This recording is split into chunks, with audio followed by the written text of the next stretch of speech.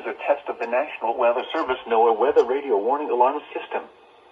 This test is conducted every Wednesday between 11 a.m. and noon local time, unless there is severe weather in the area, in which case the test is postponed until Thursday.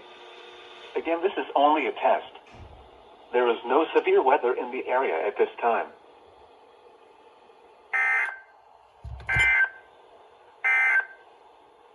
The forecast for the Laredo area.